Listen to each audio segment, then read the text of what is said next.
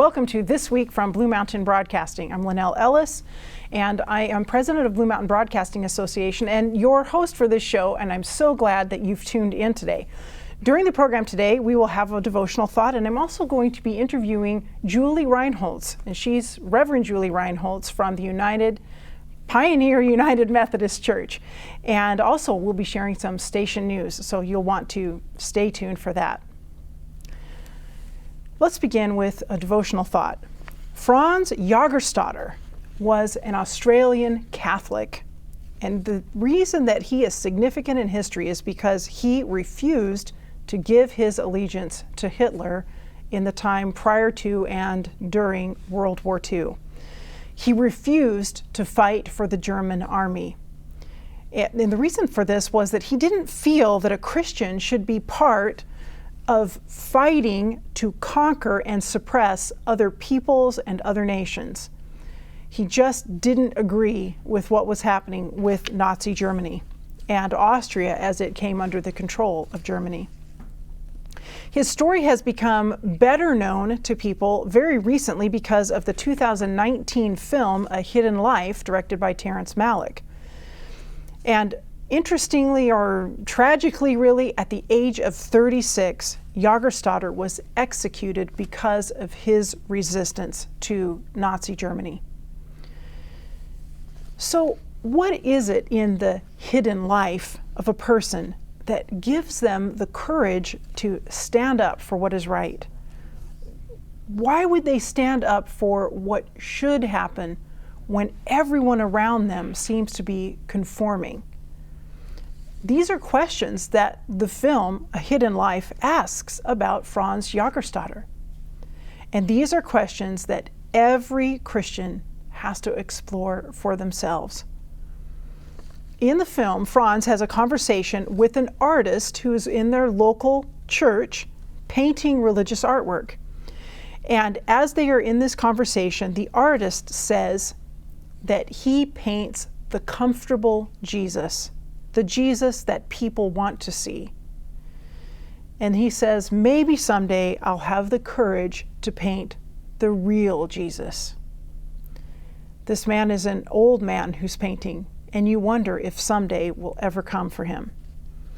And he tells Franz that Christ is very easy to admire, but very difficult to follow. And ever since I heard those words, I've been thinking about them and contemplating them, trying to think about them really deeply. What does it take to move beyond admiring the life and work of Jesus into actually following and emulating the life of Jesus? I guess Jesus knew that it would not be easy to follow him. You remember that he said, "If anyone would come after me, let him deny himself and take up his cross and follow me. For whoever would save his life will lose it. But whoever loses his life for my sake will find it. For what will it profit a man if he gains the whole world and forfeits his soul? Or what shall a man give in return for his soul?" This are important questions that Jesus is posing, and an important statement to us that we have to deny ourselves in order to really follow Jesus. The key truly does seem to be denying oneself, and that is hard to do. It's really about caring for God and caring for others more than I care for my own life. This is a revolutionary idea. It is so natural to look out for ourselves. We don't have to try. It just happens. It comes so naturally. Looking out for me. But Christ models something totally different for us, something much better, much higher. Living for him, caring for his children. You know, we have many struggles going on in the world right now. If you looked at the news today, you would see that the world is filled with racially charged conflicts and concerns, misunderstandings, narcissism, fear of getting too close to others because of the virus, all kinds of concerns that keep us from each other in one way or another.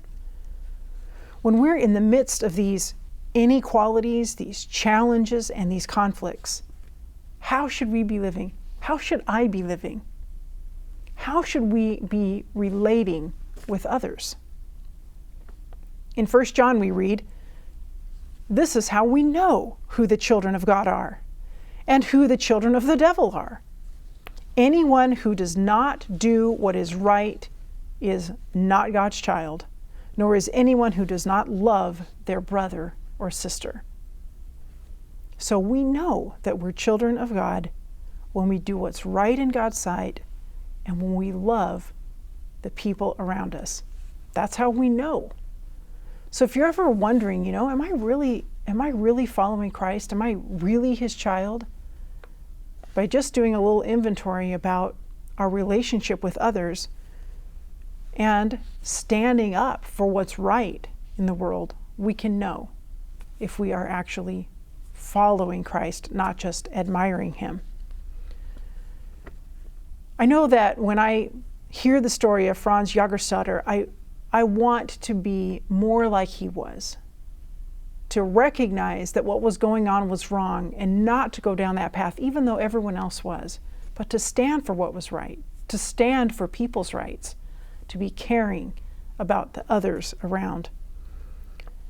Obviously, this is not coming naturally for me, and it's probably not coming naturally for you. So we need to ask God for wisdom. We need to ask him for courage. We need to ask him for love, his kind of love, the ability to stand for what is right, no matter what is happening around us. And may we be true followers of Jesus, not just admirers.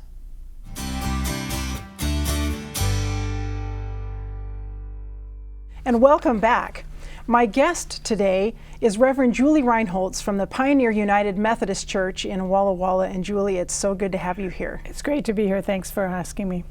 We want to talk about what it's like right now for congregations. But before we do that, could you tell us just a little bit about your work at Pioneer United Methodist? Well, I'm the senior pastor. There are two of us, and we have a congregation of about, we worship somewhere between 150, somewhere around 150 on a normal weekday. And so I do most of the preaching, but I'm also the administrative sort of executive officer of the church as well.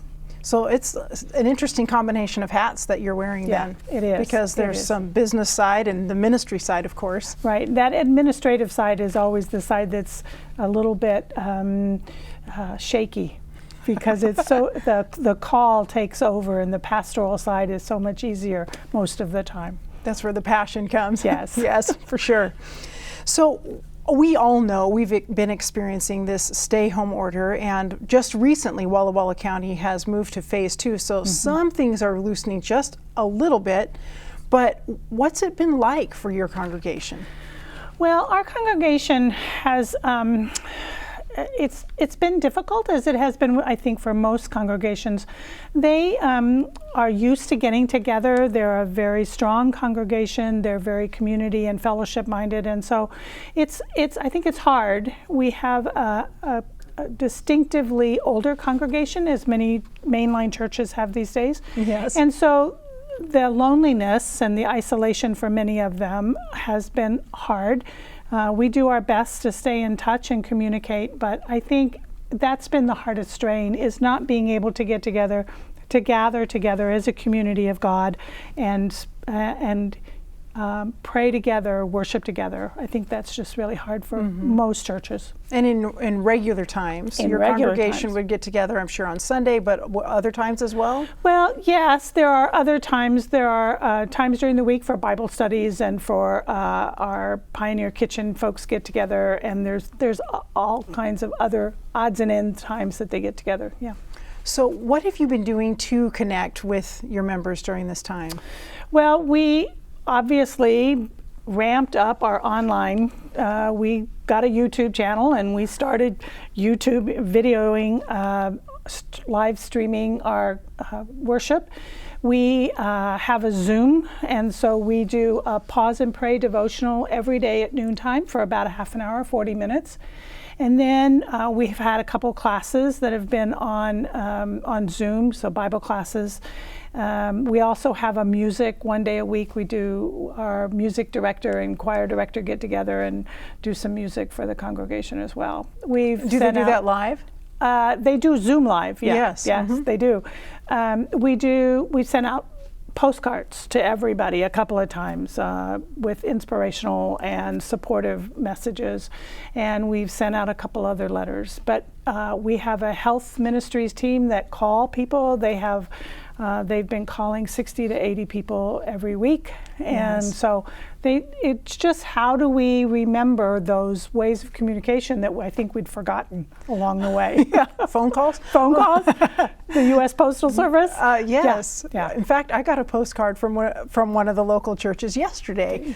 It's not a congregation that I attend, but I was still really happy to receive it. It was very encouraging. I think it's amazing how people are back to looking for the mail in their mailboxes that we'd let go of for so long. It's amazing. Mm-hmm. And also for my congregation, I've received a phone call twice now from one of the members who's just taken on the role of sort of member care to help the regular staff. Yeah, I've been amazed at how many people have just picked up the phone and they'll call 10 people a week just because they want to either spend time talking to them again or they just want to check in. It's the closeness and the fellowship is what is missed, and just to see somebody's face and to hear that they're doing well, and is there anything we can do, is there anything you need, has been wonderful, I think. Yes, and I know a number of churches, just as yours is, have been streaming their worship services. So is it kind of awkward preaching to the empty? It is. Empty church. It's very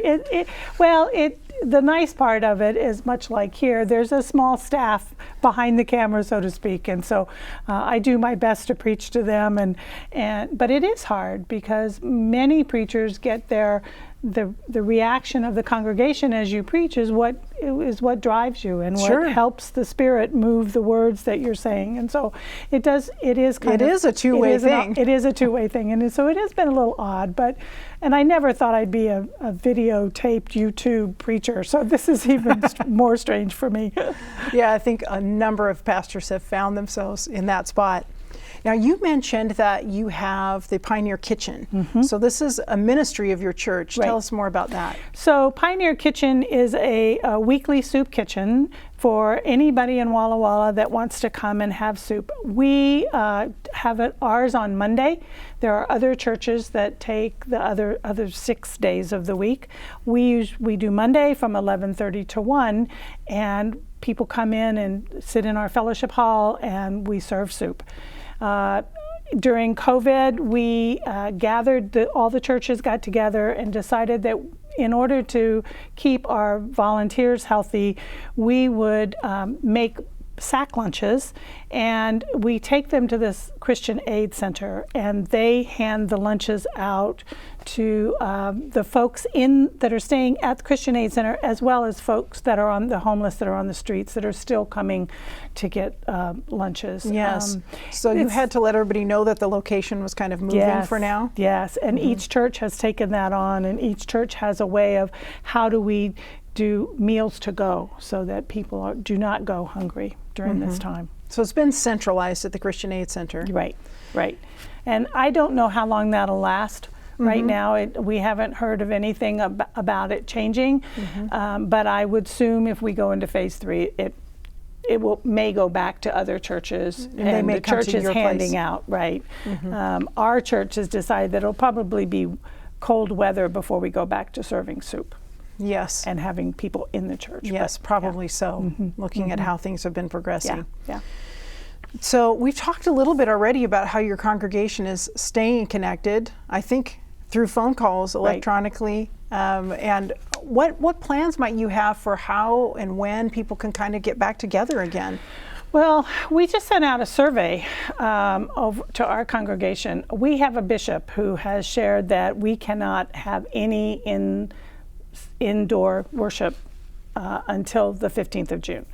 Okay. And then we have to have a plan, and we have to send that plan through our regional minister before we can open. And so we sent out a survey to our congregation. How are you doing? What would it take for you to come back to the church? What are your concerns? Yes. Would you worship outside with us if we decided to do something outside? And we were just concerned, and we want to know what their concerns are before we make a plan. Mm-hmm. But I think it will be, there doesn't appear to be any rush for our congregation to come back to the building. So I think it will be even to our governor's phase 4 before we really get together back in the church. Mm-hmm. And then I think it will be with masks or face coverings, and it'll be up to the choir director as to whether we sing or not. So yes, singing is hard. We've learned yes, that singing is a way to really spread the disease very easily. And anything that pushes the air out. And so that's the hardest thing, I think, for congregations to come back to, because community singing is the lifeblood in many cases. It's a wonderful thing. And it's the way many people come to worship. And so I think that's going to be the hardest part, is to when do we decide to do that. And I'm not sure that'll be we'll do that immediately when we come back. But perhaps because, as you mentioned, you do have an older congregation overall. They're being careful, as they should be. Yes, they are being careful. And we hope to take that into consideration. We're also looking at buying what's called a mister, and it does. It's a handheld machine that you can mist a chlorine-based spray that kills viruses, and so we're looking to that in the air. So we're looking to do that as well, to help people feel that we are paying attention to their concerns, and we don't want anybody to get sick. We want everybody to be safe, right? Yes, we do.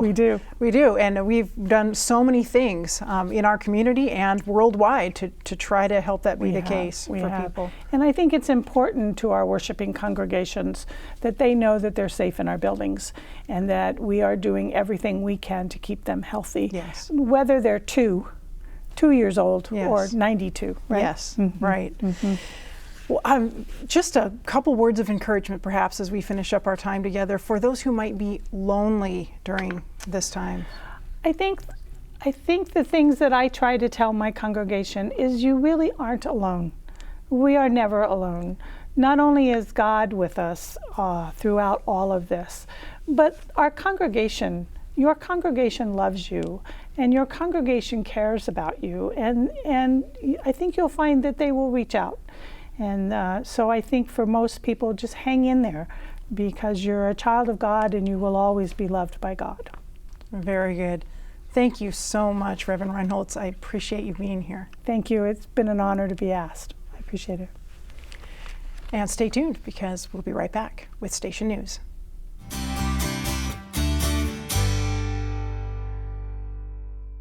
Welcome back to the This Week Show. It's time now for Station News. What is happening with Blue Mountain Broadcasting Association and Blue Mountain Television? Well, some of you noticed something happening on Saturday as you were tuning into the Village Church at worship, and you were seeing an unstable signal and not the quality that you're used to, and we want to apologize to you for that. What happened was, late on Friday evening, there was a failure in the equipment that gets the signal from the Village Church building to Blue Mountain Television station. And because it was dark and because it was over the Sabbath hours, the volunteers felt it best not to try to climb up and do something about it under that situation and those conditions. But we did get our volunteer engineers did find a workaround that kind of worked around the issue and got some sort of a signal to people on Sabbath. But we want you to know that it's back in really good working order now. Our volunteer, Jim Forsyth, climbed up where we needed to on the Village Church on Sunday and got things fixed. So we're good to go again and ready for worship services this next Sabbath. Also, an update about our new facility. You probably noticed that it rained a lot over the weekend and was quite stormy. So we had been waiting actually for the site in the ground where we need to put the tower up to dry out a bit from the previous rains that we had, and just as we were getting ready to work on it again, more storming and rain came. So again, we have some delay as we wait for this ground to dry out and be ready again, but once it is, we'll be able to have an inspection of the site, pour the concrete, and actually get the tower going up at our new facility. So we've had some delays, but we're still excited about the progress that is just on the verge of happening with getting our tower up at the new facility. And I should tell you to mark your calendars, because something really important, a summer fun, capital F-U-N, fundraiser is going to be coming to Blue Mountain Television and to the live stream and any way that you access the programming that we have. So mark your calendars for June 29 and 30 from 6 to 10 p.m. Just be ready to tune in from 6 to 10 p.m. on those 2 evenings, June 29 and 30. We've got some great stuff coming up for you that I'm not quite revealing yet today, but I will soon. And it's going to be interactive. We know that, so we are going to be looking forward to hearing from you. And then a little update about Secret Life of the Desert. I just don't want you to forget that we're working hard on that. Daniel Biggs and Mike Denny are out regularly, and it's starting to heat up in the deserts now as they go out to do these productions. They've been working on it during the spring and still working on getting footage for that program, and also lots of editing going on for Secret Life of the Desert. So a program that you will definitely want to tune in for once we have it ready, and we'll keep you updated on this show about when that's coming. You know, editing takes a while, so it's going to be a little bit of time before we actually get to see it. But I've been able to see some of the footage, and it's making me really, really excited for the show as it comes. Also, you know, of course, that Blue Mountain Television and Blue Mountain Broadcasting Association are viewer supported. They're donor based.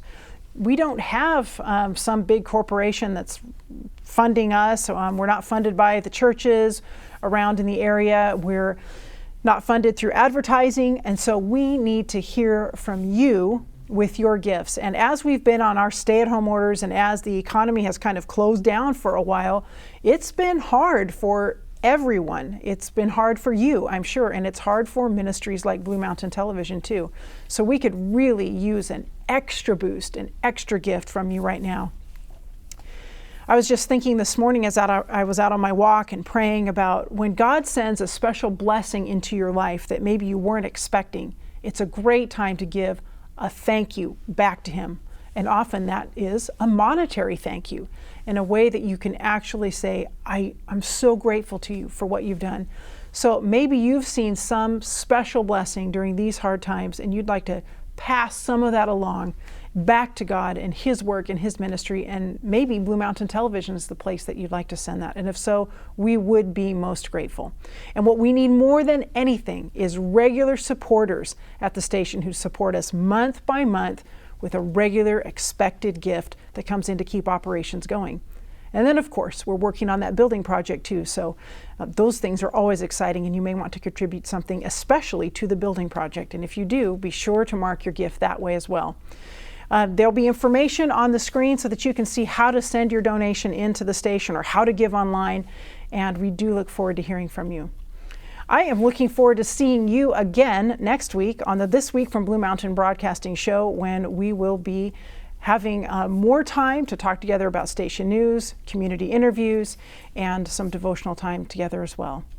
Thanks for tuning in, and I will see you next time.